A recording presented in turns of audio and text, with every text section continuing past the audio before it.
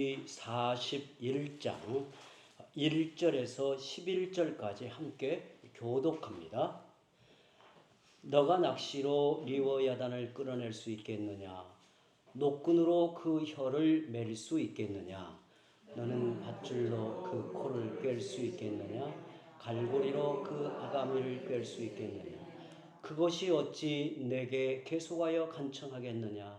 부드럽게 너에게 말하겠느냐?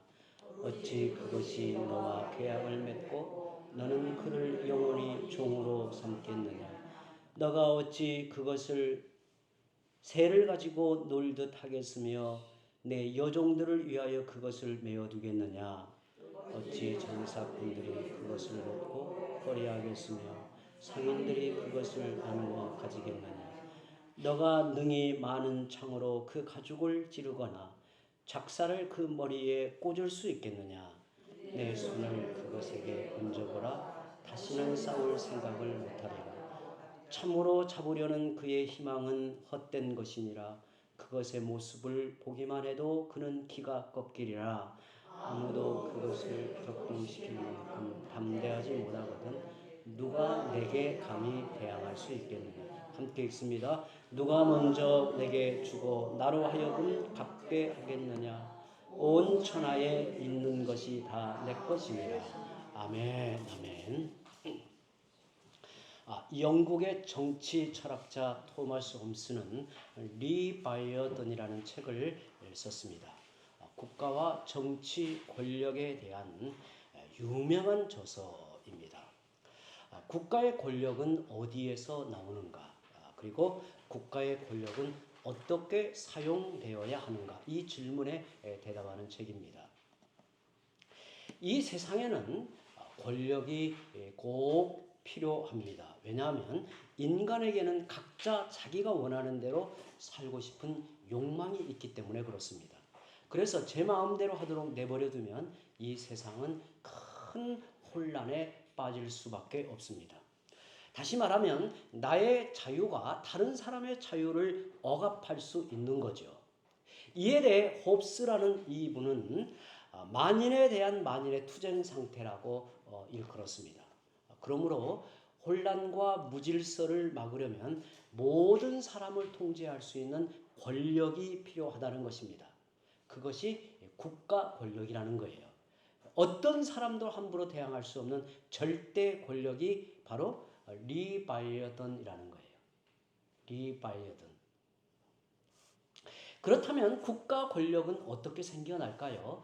고대 왕들은 신이 자기에게 권력을 부여한다고 믿었습니다. 그래서 그 유명한 왕권 신수설을 주장합니다. 왕의 권력은 신이 부여하는 것이다 라고 주장을 해요. 그런데 홉스는 이에 대하여 반론을 제기해요. 그렇지 않다. 신이 부여한 것이 아니라면 권력은 어디에서 나오는가? 국민들 각자가 내 멋대로 살면 서로가 피해를 보기에 우리의 권리 일부를 반납하자 해서 국민들이 자기들의 권리 일부분을 통치자에게 모아주는 것이라고 보는 겁니다. 그러면 그는 이렇게 모아진 큰 권력을 가지고 국민을 다스리는 것이다. 말하자면 국가 권력은 국민과 통치자의 상호 계약에 성립이 된다고 보는 겁니다. 그러므로 국가 권력은 국민에게서 나오는 것이고 그 권력은 국민의 안전과 평화와 번영을 위해서 사용되어야만 한다라고 하는 것이 이 책의 중요한 요지예요. 이런 내용이 처음 발표되자 당시에는 혁명적이었다고 합니다. 권력이 약해서는 안 되고 강해야 하는데 그 권력은 국민을 위해서만 사용한다고 주장하였기 때문에 그 시대 속에서는 엄청난 이 변혁 같은 사건이었어요. 그래서 홉스는 양쪽으로부터 비난을 받았습니다. 왕권주의자들은 왕의 권력을 약화시킨다고 비난하였고 의회주의자들은 권력의 분산을 반대한다고 욕했습니다. 그러나 이 책 이후로 국가와 권력에 대한 기준이 세워집니다. 리바이어던 이 말은 그래서 강력한 국가 권력을 의미했어요. 그렇지만 권력이란 잘못되면 무서운 괴물로 변신합니다. 무서운 괴물로 변신해요. 우리가 목격하고 있는 눈앞의 현실을 보면 여실히 보고 있습니다. 홉스는 리바이어던을 인간에게 주어진 강력한 권력이 잘못 오용되면 사람들을 엄청나게 괴롭히는 괴물로 변한다는 거예요. 국가 권력이 선한 의도로 주어지지만 국민들을 위해 사용하도록 통제되지 않으면 무서운 괴물로 전락할 수 있다라는 거예요. 웬 설교를 시작하며 이렇게 엉뚱한 이야기를 계속하는가? 이유는 리바이어든이라는 말이 본래 성경에서 나옵니다. 성경에서. 그 처음으로 나오는 것이 어디냐면 이 욥기 41장 1절에 이 말이 등장을 해요. 1절 한번 보실까요? 너가 낚시로 리워 야단을 끌어낼 수 있겠느냐? 이 리워 야단이라는 영어 발음은 리바이어든입니다. 또 레비아탄이라고도 이제 읽기도 하고요. 그런데 과연 리워 야단이 무엇이기에 욥기 41장 전체에 걸쳐서 그것을 소재로 말하고 있는가? 욥기 마지막에 이르러 하나님께서는 리워 야단을 소재로 하여 긴 이야기를 하고 계십니다. 본문 1절에 리워 야단에 대한 각주가 나오죠. 악어로 볼 수도 있음이라고 되어 있는데 사실 이제 성경 전체에서 이렇게 찾아보고 도대체 리워 야단의 실체가 무엇인가를 생각해 보면 단순한 악어는 아니에요. 오늘 말씀을 보면 리워 야단은 분명한 사실이 하나님이 창조하신 피조물이다 하는 거예요. 그런데 아무도 손댈 수 없는 괴물 같은 짐승, 하나님께서 지으신 것인데 아무도 손댈 수 없는 괴물 같은 짐승을 가리켜 리워 야단이라고 말합니다. 고대인들이 가장 두려워하는 것은 자연에서는 물과 불이었습니다. 홍수가 나면 다 쓸어가 버리고 불이 나면 모든 것을 태워버리기 때문에 고대인들이 가장 두려워하는 것이 물과 불이었어요. 또 인공적인 것으로 보자면 칼과 화살을 두려워했죠. 칼이나 화살에 맞으면 큰 해를 입기 때문에 그렇습니다. 그런데 리워 야단은 물과 불로도 칼과 화살로도 어찌 할 수가 없어요. 왜 그럴까? 오늘 말씀에 보면 물에도 살고 땅에도 살고 입으로 불을 뿜어내고 가죽이 두꺼워 칼로 벨 수도 없고 화살로 몸을 뚫을 수도 없어요. 그리고 닥치는 대로 해치고 잡아먹습니다. 그러니 얼마나 무서운 괴물 인간을 이제 떠올려 보는 거예요. 그래서 어떤 분들은 리워 야단을 공룡이지 않을까라고 말하기도 합니다. 그런데 성경을 잘 보면 리워 야단은 공룡과 일치하지 않습니다. 이제 리워 야단이 성경 몇 군데 나오는데요.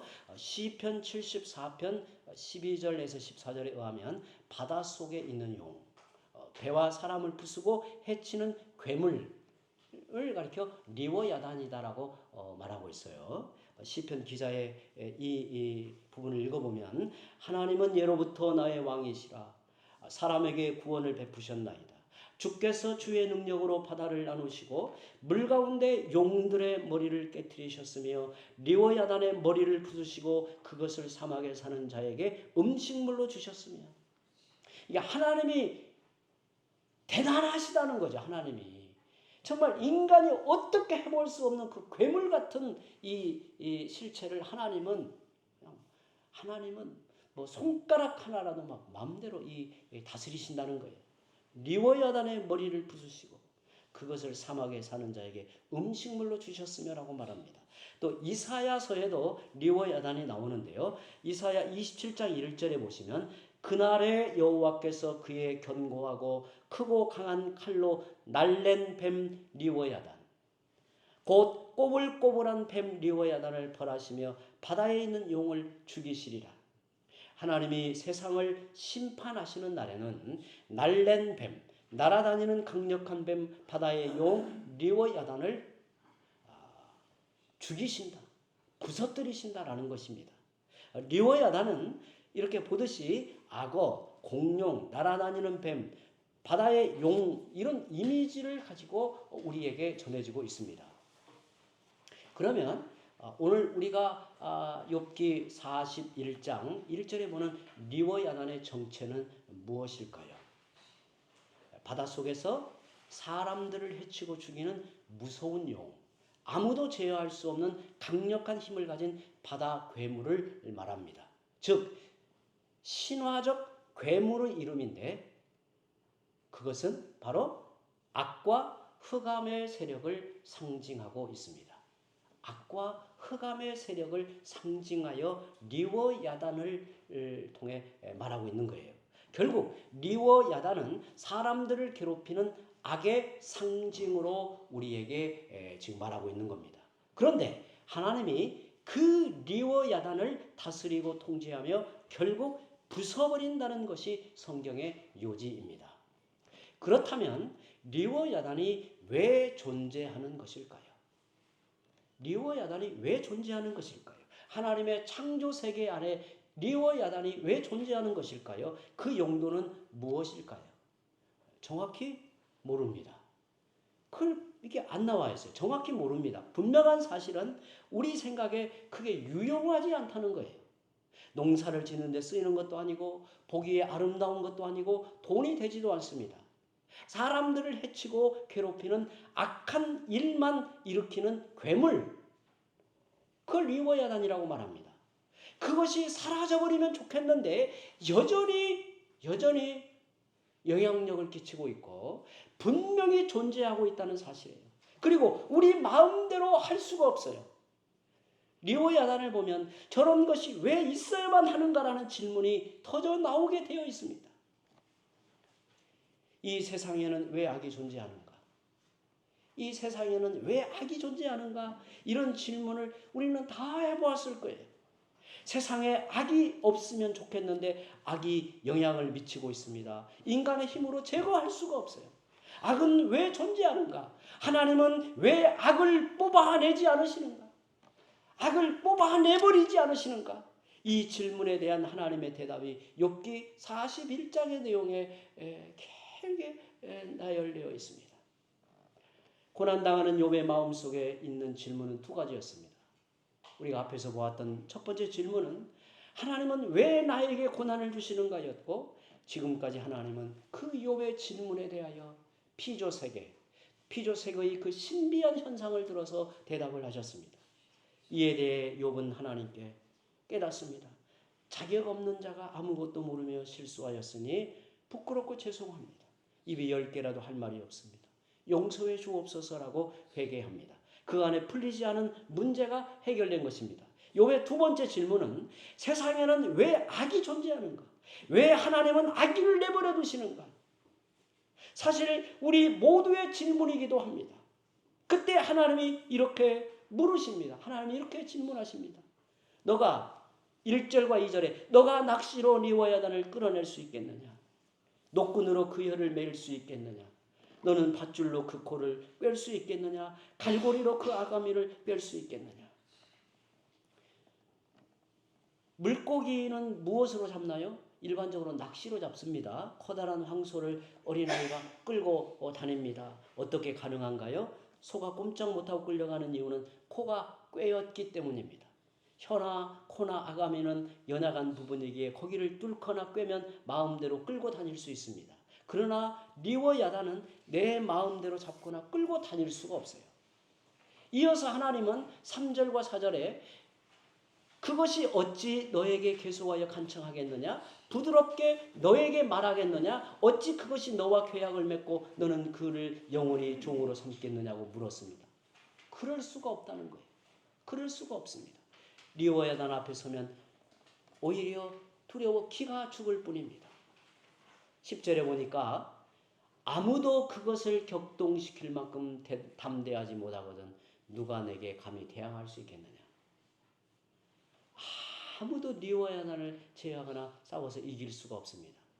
리워야단이 악의 상징인 이유는 우리가 악에 대하여 가지는 마음이 리워야단을 향해 가지는 마음과 같기 때문입니다. 그런데 리워야단도 대항할 수 없는 사람이 어찌 그것을 지으시고 다스리시는 하나님을 대항할 수 있겠느냐?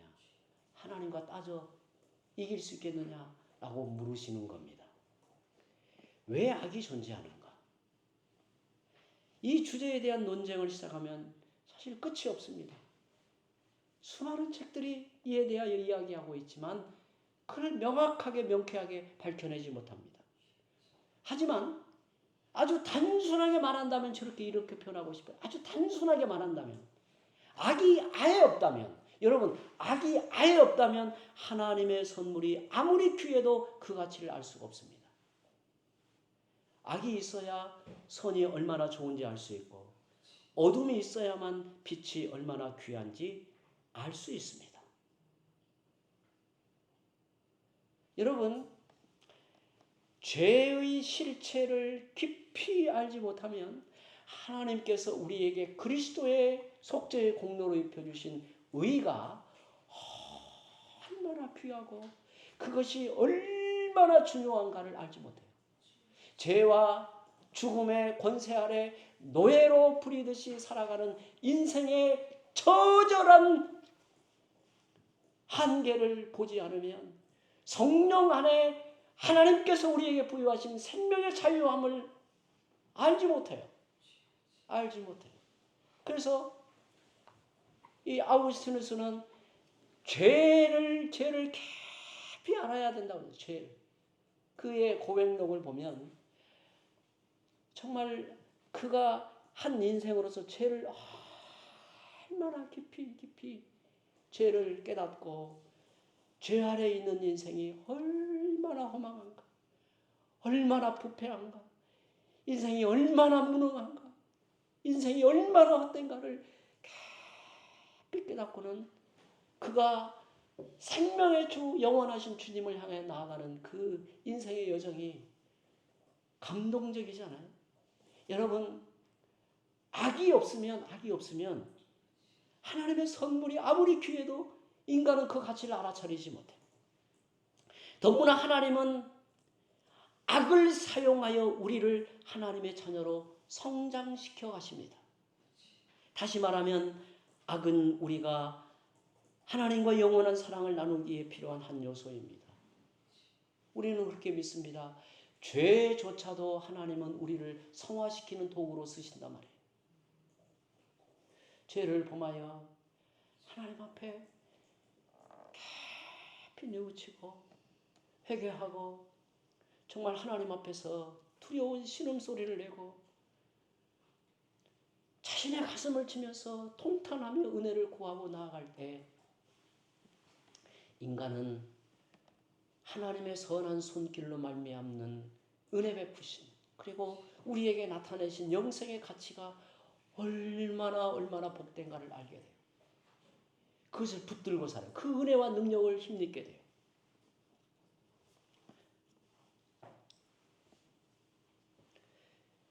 우리가 헤아리기 어려운 영역이지만 악은 창조 목적을 완성하기 위하여 하나님이 사용하신 하나의 수단이라는 사실이에요. 우리는 세상의 악에 대하여 분노하고 하나님께 왜 악인을 심판하지 않으시는가 아쉬워하는데 하나님의 말씀을 들어보십시오. 하나님은 우리에게 이렇게 따져 묻습니다. 그렇다면 너가 악인에게 벌을 주고 세상의 악을 제거해보라.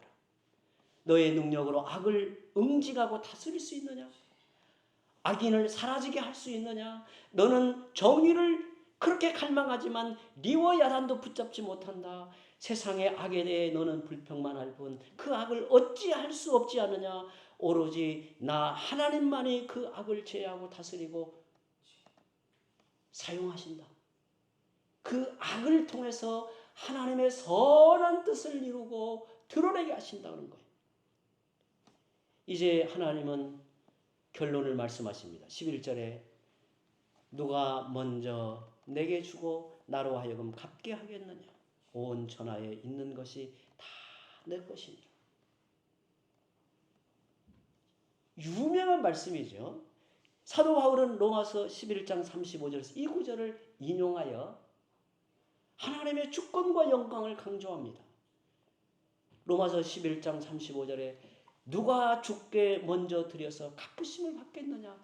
라는 이 말씀이 이 욥기 41장 11절에서 인용된 말이에요. 이 세상의 모든 것, 모든 환경, 내 생명까지 모두 받은 것들 뿐입니다. 우리가 먼저 하나님께 드린 것은 아무것도 없습니다. 이 말을 달리 말하면 누가 하나님 앞에 의로워서 그 보상으로 살아갈 수 있겠느냐라고 묻는 겁니다. 그러므로 하나님, 나는 의로운데 왜 하나님은 이 의로움에 대해 보상해 주지 않습니까? 나는 선하게 살았는데 왜 고난이 내 인생을 따릅니까? 어찌 오히려 악인들이 형통할 수 있습니까? 이렇게 말할 수 없다는 거예요. 심지어 욥조차 말할 수 없다는 거예요. 자기 의로 사는 자는 아무도 없습니다. 그러므로 내 의로 사는 것처럼 착각하면 안 됩니다. 우리는 의인이든 악인이든 다 은혜로 살 뿐이고 온 천하 만물은 선과 악도 다 하나님의 손 아래에 있는 겁니다. 하나님은 이 모든 것을 사용하여 세상을 주관하고 역사를 다스리고 계십니다. 무신론자들은 하나님이 없다는 근거로 제시하는 것이 무엇입니까? 하나님이 살아계시다면 왜 이렇게 세상에 악이 많은가? 이는 그들이 항상 던지는 질문입니다. 그러나 한번 잘 생각해 보십시오. 만약 악인들이 꾸미는 일이 다 이루어진다면 세상은 지옥으로 바뀔 것입니다.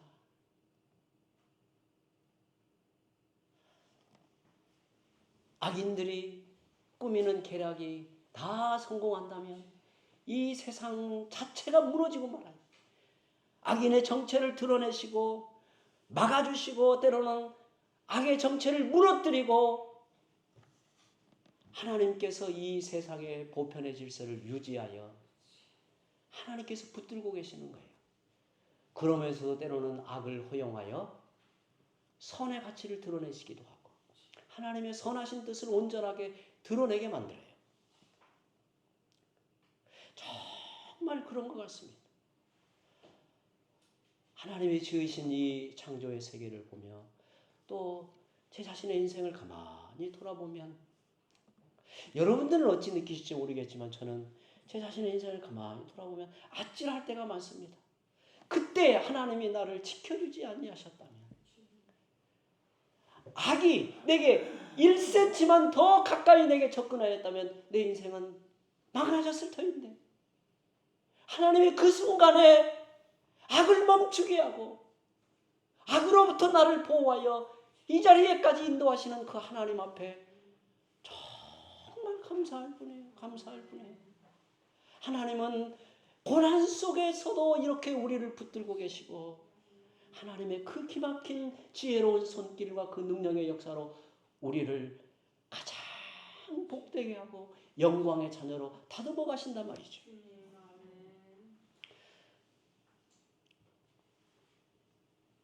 하나님이 살아계시지 않기 때문에 세상이 악한 것이 아닙니다. 하나님이 계셔서 세상의 악을 막아주시기 때문에 그나마 이만큼 유지되고 있다는 사실을 기억해야 합니다. 하나님이 무력하여 악을 제어하지 못하시는 것이 아닙니다. 하나님은 악을 다스리고 더 나아가 악을 사용하여 우리를 하나님의 자녀답게 자라가게 하십니다. 하나님만이 아시는 악의 용도가 있습니다. 그래서 아우구스티누스는 천사는 우리를 직접적으로 돕고 사탄은 우리를 간접적으로 돕는다는 유명한 말을 했습니다. 하나님은 악을 다스리고 통제하며 사용하십니다. 그래서 악이 넘쳐난다고 낙심하고 분노하고 절망하면 안 됩니다. 때로는 온 세상이 악으로 들끓는 것 같아도 여전히 하나님은 그 악을 제어하고 다스리고 하나님의 선한 뜻을 이용하는 수단으로 허용하실 뿐이지 하나님께서는 자기 백성을 조금도 하나님의 뜻 안에서 벗어나게 하시진 않습니다.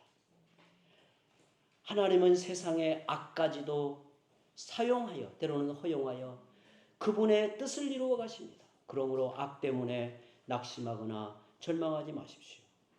하나님은 분명히 악을 다스리고 통제하십니다. 그리고 때가 되면 그 악의 정체를 드러내어 심판하여 영원한 멸망에 쳐넣을 것입니다. 하나님은 악을 다스리고 계십니다. 이 사실을 믿어야 악한 세상에서 낙심하지 않고 하나님을 바라보고 힘있게 살아갈 수 있는 것입니다. 이제 함께 기도합니다.